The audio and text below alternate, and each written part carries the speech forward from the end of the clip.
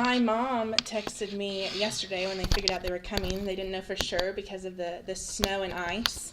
And she said, there's a pair of black heels here in your room. We didn't know if you needed them. And I didn't respond because there were actually 5 pairs of black heels in my room. I didn't know which one she was talking about. There's, of course, the patent pumps, which are good for preaching and for church wear. There are the black peep toes, which are good for wedding-style events.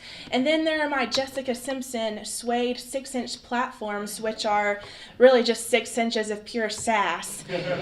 But good thing I had my boots with me. I'm in preaching boot mode right now, so boot camp mode. So thank you, Mom, though, for reaching out. But there are certainly certain functions that different shoes play in my life. Historiographer Richard Nelson explains that each book of the Pentateuch also serves a specific purpose in the shaping of the Israelite people. Genesis shaped the ideals of productivity and creation. Exodus showed liberation. Leviticus explained how to worship. And Numbers spoke to entry into the land. And Deuteronomy showed this new generation how to hold the land. So this question in Deuteronomy 10 asks something deeper. Asks how to honor a covenant from generations before. The book calls for remembrance, always remembering in order to prepare for what lies ahead. What does the Lord require of you?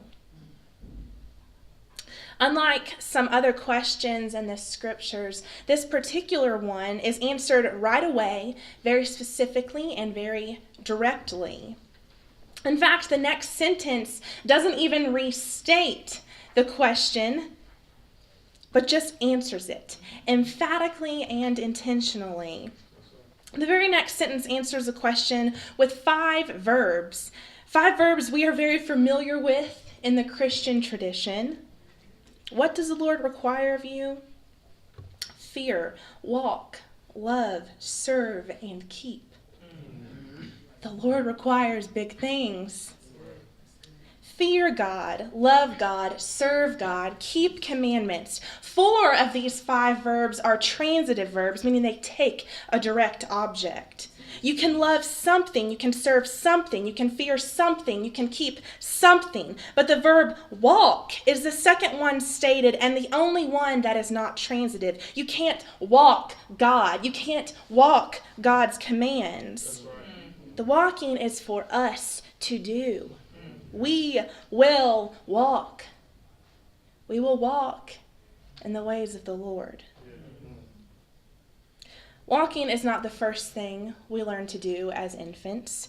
We learn small noises or facial expressions, and then we learn to crawl. And then once we've mastered the rhythm of a good crawl, then we do it with our feet.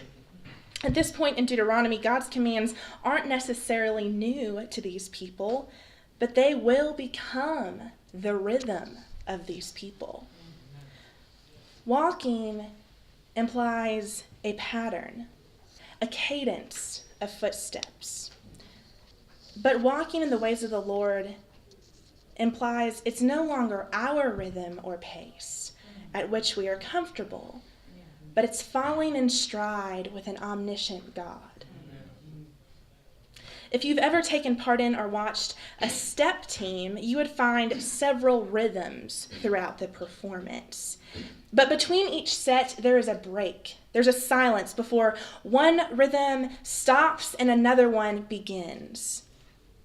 In the Hebrew text, when Moses climbs Mount Sinai to meet God and receive commands, the first Hebrew letter of the first word that God says is a Hebrew letter that is silent. Before God instructs, before God sets a new command for a people or just a person, God requires silence. In this silence, our new cadence is set. God's rhythm takes over at Mount Sinai. and our humanly effort to dictate pace and correctness also falls short. The rhythm of our lives should change. It's impossible to make one foot stomp the beat of the divine and the other foot stomp the beat of humanity, because there is no overlap in the two. I'm so tired of this generation being told that we're only caught up in our iPhones and our iPads and our I don't knows, because anyone could give a Christian response that took the devices, that took our eyes away from the world to our Facebook page, but we already had them. This Christmas season, I was haunted when immediately following images on the news of the starvation tactics used in Syrian warfare was a commercial about a new Windows tablet. You may know the one I'm talking about, where a young male business executive talks about being thrifty with the company's resources, but was so taken aback by this new technology that he says he couldn't think of a reason not to buy it. The difference between a divine and a human rhythm is that the human rhythm wants more, while the divine rhythm keeps walking onward, because the one piece of technology that could really change the look of the world walked 2,000 years ago. Walking implies risk. There's a risk of stumbling. There's a risk of getting dirty. This fall, a man by the name of Kevin Kelly got some national attention. You may have heard of him. Kevin Kelly is the high school football coach for the Pulaski Academy Bruins out of Little Rock, Arkansas. They didn't win a state championship this year, but since his hiring in 2003, they've gone 124 and 22. They've won 3 state titles, which is a pretty good run for a 10-year stint. Kelly's name rose not because of a win or because of a record, but because of how he chose to execute the game. Kelly's team never punts on 4th down. 4th and 1, 4th and 25. Kelly's team doesn't punt. They have a 50% 4th down conversion rate. And when they kick off, they always do an onside kick. And they found that 20% of the time, they recover it. So you'd have to wonder if the 124-22 record could be improved even more if Kelly did these conventional kicks. But his response was that by not kicking off or punting, by not giving up the ball, his team had a 15% better chance of winning. By not giving up, they had a 15% better chance of winning. That means an 85% chance of stumbling still stood firm. But by not giving up in the last minutes, when everyone else made giving up the ball not just okay, but the norm, they had a 15% better chance of winning. The rhythm changes, and a new rhythm creates risk. But we're instructed to walk. So now, O Israel, what does the Lord your God require of you? To walk. This past spring, I ran all of 13.1 miles in the annual Derby City Mini Marathon. And I emphasize the 0.1 because you never know how long 0.1 miles is until you run 13 before it. I had an app on my iPhone that told me how long the distance was when I was running, when I was training, and also kept my time for me. But what you don't realize is when you start a race, as you're dodging people in and out, getting ahead of people, or avoiding the walkers, or not the Walking Dead walkers, but the other walkers, you gain some distance. So once I had reached 12 and a half miles, I could hear the crowd at the finish line and thought I had 0.6 to go. So I got to 13.1 or 13 miles. I could hear the crowd at the finish line and knew that this 0.1 was coming up. I got to 13.4 miles and was wondering if this was a joke. I got to 13.8 miles and thought about collapsing right there.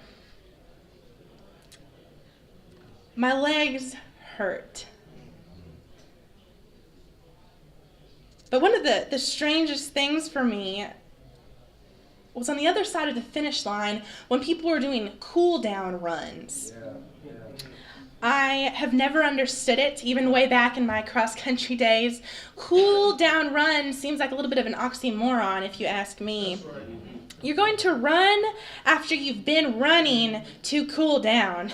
You're going to run after you've been running and be okay with it, and you're going to do it willingly. You're going to run after you keep running and you're going to like it.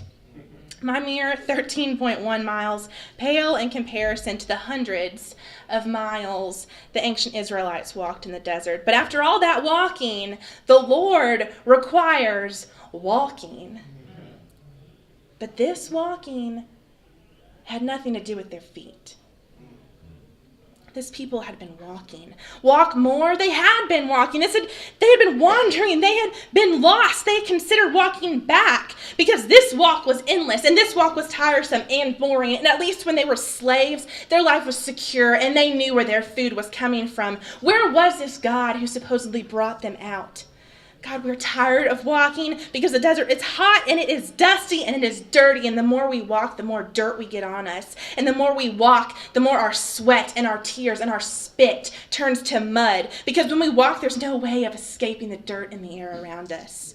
And the more we walk, the more dirt we stir up. Some days we can't even see because of all this dirt around us. And if we can't see where we're even walking, we're not going to keep walking. Jesus encountered a lot of dirt in his ministry.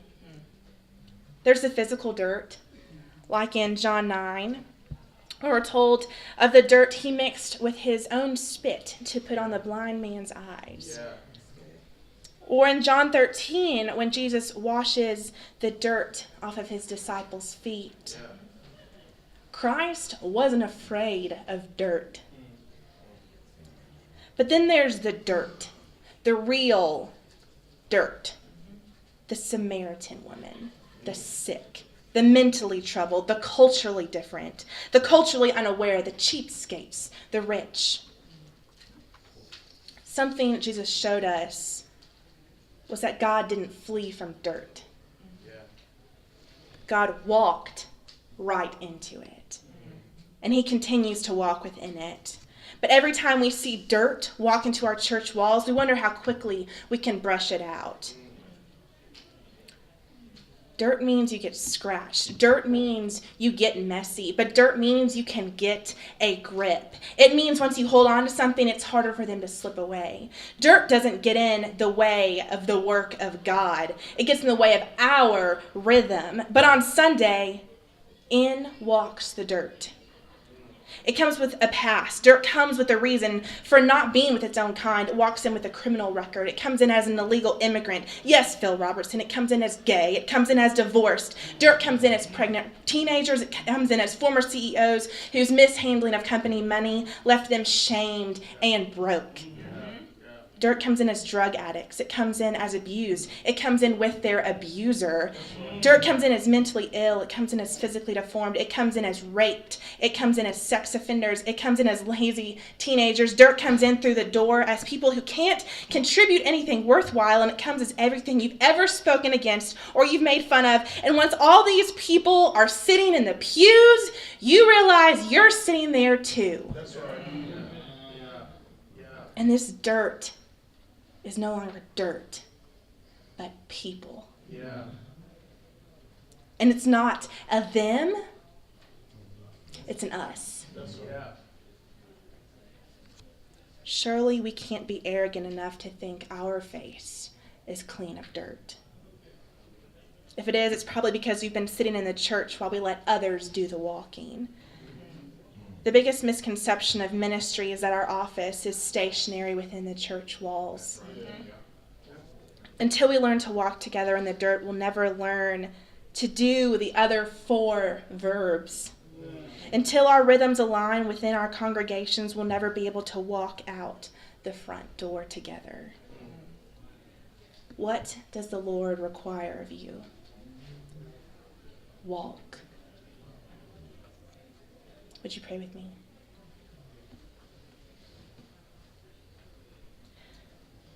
Holy God, our feet fumble. We seek shelter from dust storms. We seek water to scrub off dirt. But remind us we are called to walk in all of your ways. It's in Christ's name I pray. Amen. Amen.